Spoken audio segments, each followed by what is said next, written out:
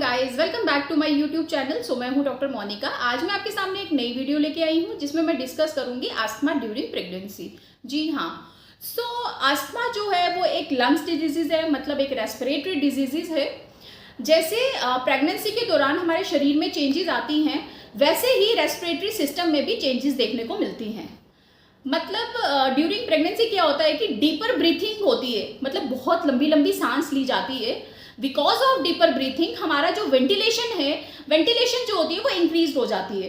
सो ventilation increase होने की वजह से टाइडल वॉल्यूम, वाइटल कैपेसिटी और मेटा कैपेसिटी भी जो है ऑटोमेटिकली इंक्रीज हो जाती है। अस्थमा में स्पेशली जो देखा जाता है डेट इज डिस्निया। डिस्निया होता है ब्रेथलेसनेस, मतलब सांस लेने में दिक्कत होने को ही हम डिस्निया कहते हैं। इसमें क्या होता है कि जो पीसीओएस होता है, पीसीओएस इंक्रीज हो जाता है। पीसीओएस इंक्रीज होने की वजह से वेंटिलेशन भी जो है इंक्रीज हो जाती है। जैसे प्रेगनेंसी के 3 ट्राइमिस्टर रहते हैं, first trimester, second trimester, third trimester.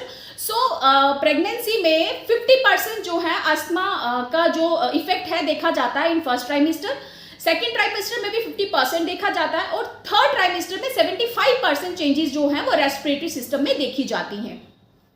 Actually ये चेंजेस जो आ रही है किसकी वजह से होती है? बेबी का साइज इंक्रीज हो रहा है। बेबी का साइज इंक्रीज होने की वजह से यूट्रस का साइज भी इंक्रीज होता है। यूट्रस का साइज जैसे जैसे इंक्रीज होगा लंग्स के ऊपर प्रेशर पड़ता है। लंग्स पे प्रेशर पड़ने की वजह से ही जो है कैपेसिटी जो लंग्स की होती है वो इंक्रीज होना शुरू हो जाती है और उसका वेंटिलेशन रेट जो है वो भी इंक्रीज हो जाता है।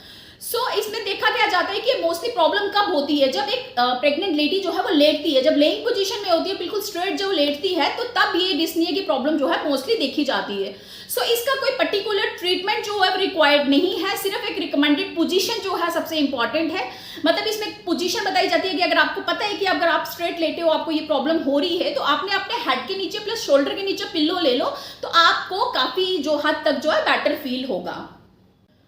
अब अस्थमा में होता क्या है कि जो हमारे एयरवेज होते हैं ना, एयरवेज जो होते हैं वो हाइपर रिस्पॉन्सिव हो जाते हैं एक्सरसाइज की करने की वजह से, ड्रग की वजह से, कोल्ड एयर की वजह से, परफ्यूम्स की वजह से, कुछ मेडिसिन की वजह से, कुछ फूड्स की वजह से जो है वो एयरवेज जो होते हैं वो हाइपर रिस्पॉन्सिव हो जाते हैं।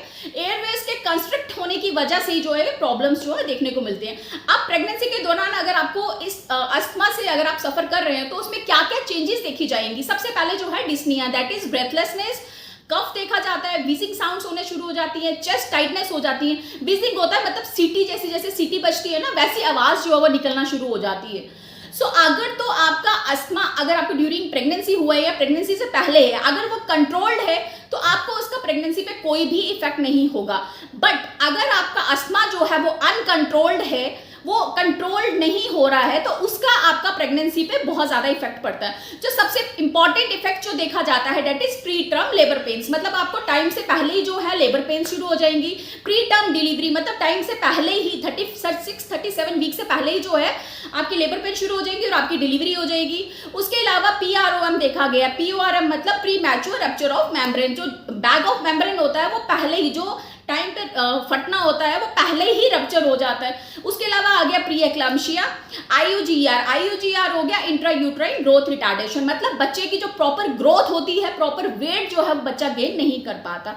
और अगर जैसे कि प्री टर्म डिलीवरी की वजह से क्या होता है कि डेथ रेट, बच्चे का जो डेथ रेट, मोर्टिलिटी रेट जो होता है बेबीज का, वो इंक्रीज हो जाता है। उसके अलावा हाइपोक्सिया जो है वो देखा जाता है। हाइपोक्सिया मतलब सांस लेने में दिक्कत हो जाती है। जैसे प्री टर्म डिलीवरी होगी, प्री टर्म लेबर शुरू हो जाएगा, बच्चे को हाइपोक्सिया हो जाएगा। हाइपोक्सिया की वजह से ही जो है डेथ रेट जो है वो इंक्रीज हो जाता है। अगर आपका अस्थमा जो है बहुत ज्यादा क्रॉनिक है या फिर बहुत ज्यादा सीवियर है तो कार्डियक एंजीमा भी देखा जाता है, प्लस रेस्पिरेटरी फेलियर भी जो है बहुत सारे केसेस जो हैं ऐसे भी देखे गए हैं अगर बहुत ज्यादा सीवियर केस है। और प्रेगनेंसी में मोस्टली क्या होता है कि 30% केसेस में जो है ये आपको प्रॉब्लम करेगा, बट 35% केसेस में अस्थमा जो है वो वर्जेंट हो जाता है, प्लस 35% केसेस में देखा गया है कि वह इंप्रूव्ड भी हो गया है। अगर आपको है प्रेगनेंसी के दौरान जो है वो इंप्रूव्ड हो जाता है।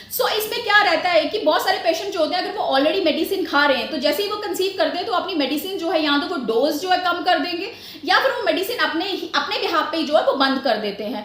बट ऐसा बिल्कुल भी नहीं करना चाहिए। जो एंटी एस्थमेटिक ड्रग्स जो होते हैं वो बिल्कुल सेफ है, माँ के लिए भी सेफ है और बच्चे के लिए भी सेफ है। सो अगर आपको ऐसी कोई प्रॉब्लम ऑलरेडी है तो आप अपने डॉक्टर को जरूर बताइए, या फिर अगर ड्यूरिंग प्रेगनेंसी हुई है तब भी अपने डॉक्टर से जाके कंसल्ट कीजिए, अपने डॉक्टर को बताइए, क्योंकि जो एंटी एस्थमेटिक ड्रग्स होते हैं वो बिल्कुल प्रेगनेंसी सेफ ड्रग्स है, उससे आपको कोई भी दिक्कत नहीं होगी। आप डॉक्टर के अकॉर्डिंगली जो है आप उसकी मेडिसिन खा सकते हैं, प्लस वो डोज जो डॉक्टर आपको एडवाइस करते हैं आप वो डोज जो है वो ले सकते हैं। Thank you so much. अगर मेरी वीडियो पसंद आई हो तो don't forget to subscribe my channel and like comment share जो है वो जरूर करना। Thank you so much.